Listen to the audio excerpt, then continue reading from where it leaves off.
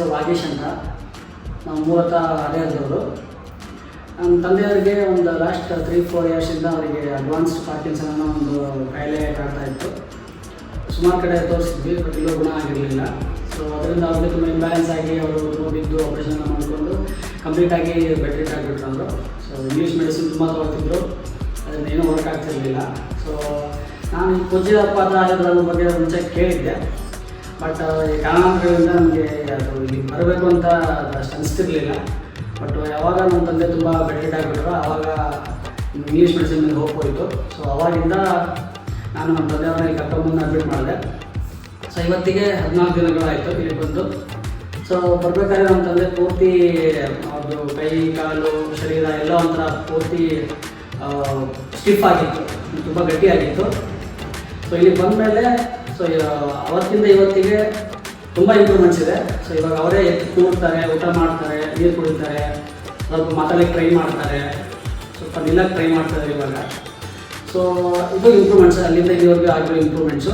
So ಈ ಆಸ್ಪತ್ರೆ ಬಗ್ಗೆ ಹೇಳಬೇಕು ಅಂತಂತಂದರೆ ಇಲ್ಲಿ ಇಬ್ಬರು ಮೇಲ್ ನರ್ಸ್ಗಳಿದ್ದಾರೆ. ಸೊ ಅವ್ರು ತುಂಬ ಕೇರ್ ತೊಗೊತಾರೆ, ತುಂಬ ಹೆಲ್ಪ್ ಮಾಡ್ತಾರೆ, ಪ್ರತಿಯೊಬ್ಬರನ್ನು ನೀಟಾಗಿ ನೋಡ್ಕೊತಾರೆ.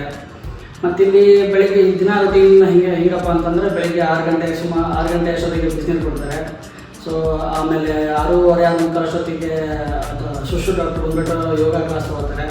ಸೊ ಡೈಲಿ ಇರುತ್ತೆ, ಅದು 7 ಗಂಟೆ 7 ಗಂಟೆ ಯೋಗ ಕ್ಲಾಸ್ ಮಾಡ್ತಾರೆ.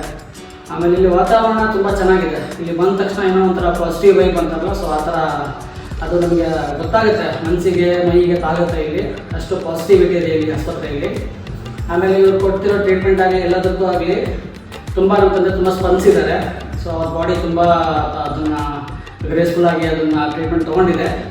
ಸೊ ಆಲ್ಮೋಸ್ಟ್ ಇವಾಗ ಎದ್ದು ಕೂತು ಮತ್ತೆ ಮುಂಚೆ ಥರ ಮಾತಾಡ್ತಾ ಇದ್ದಾರೆ. ಸೊ ಮುಂಚೆ ಇಂಗ್ಲೀಷ್ ಡಾಕ್ಟ್ರೇ ಅವರೆಲ್ಲ ಏನು ಹೇಳಿದ್ರು ಅಂತಂದರೆ ಸರ್ ಅವರೆಲ್ಲ ಹೋಗ್ಸ್ ಬಿಟ್ಬಿಟ್ಟಿದ್ರು, ಇನ್ಮೇಲೆ ಇದು ಫೈನಲ್ ಸ್ಟೇಜು, ಇವರು ಮಾತಾಡೋಲ್ಲ, ಕೂರಕ್ಕಾಗಲ್ಲ ಅಂತೆಲ್ಲ ಹೇಳ್ತಾ ಇದ್ರು. ಸೊ ಇಲ್ಲಿ ಬಂದಮೇಲೆ ಇವಾಗ ಅವರು ಕೂರ್ತಿದ್ದಾರೆ, ಆಮೇಲೆ ತುಂಬ ಗುಣಮುಖರಾಗಿದ್ದಾರೆ. ಆಮೇಲೆ ಬೇರೆ ಎಲ್ಲ ಸ್ಟಾಫ್ಗಳು ತುಂಬ ಚೆನ್ನಾಗಿದ್ದಾರೆ ಇಲ್ಲಿ. ಸೊ ಟೋಟಲಾಗಿ ಇದು ಒಂಥರ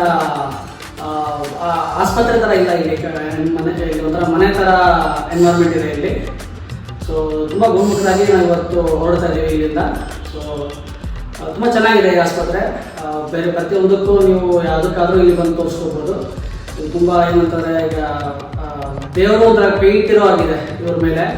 ಸೊ ಇವ್ರು ಏನೇ ಮಾತ್ರೆ ಕೊಟ್ಟರು, ಏನೇ ಟ್ರೀಟ್ಮೆಂಟ್ ಕೊಟ್ಟರು ಅದು ಎಲ್ಲರದ್ದು ಬಾಡಿ ಸ್ಪಂದಿಸುತ್ತೆ. ಸ್ವಲ್ಪ ಆಯುರ್ವೇದಿಕ್ ಆದ್ದರಿಂದ ಸ್ವಲ್ಪ ನೀವು ಎಲ್ಲರೂ ತಾಳ್ಮೆಯಿಂದ ಇರಬೇಕಾಗತ್ತೆ. ಇದು ಸ್ವಲ್ಪ ಸ್ಲೋ ಪ್ರಾಸೆಸ್ಸು, ಬಟ್ ನೀವು ತಾಳ್ಮೆಯಿಂದ ಅವ್ರು ಹೇಳ್ದಂಗೆ ನೀವು ಮಾಡ್ಕೊತಾ ಹೋದರೆ ಪಾಸಿಟಿವ್ ರಿಸಲ್ಟ್ ಎಲ್ರಿಗೂ ಬರುತ್ತೆ. ಸೊ ನಾನು 100% ಹೋಪ್ಸ್ ಇಟ್ಕೊಂಡು ಬಂದಿದ್ದೆ. ಸೊ ಇವಾಗ 100% ಜಾಸ್ತಿ ಹೋಪ್ಸ್ ಇಟ್ಕೊಂಡು ಹೋಗ್ತಾ ಇದ್ದೀನಿ ಮನೆಗೆ. ಸೊ ಮತ್ತೆ ನೆಕ್ಸ್ಟ್ 2 ಮಂತ್ಸ್ಗೆ ಒಂದ್ಸಲ ಬರೋಕ್ಕೆ ಹೇಳಿದ್ದಾರೆ. ಸೊ ಆ ಫಾಲೋಅಪ್ ಇದ್ದೇ ಇರುತ್ತೆ. So I would suggest Pujyapada Ayurveda for your medication, for well being and for all your health related problems. Pujyapada is the best. Thank you.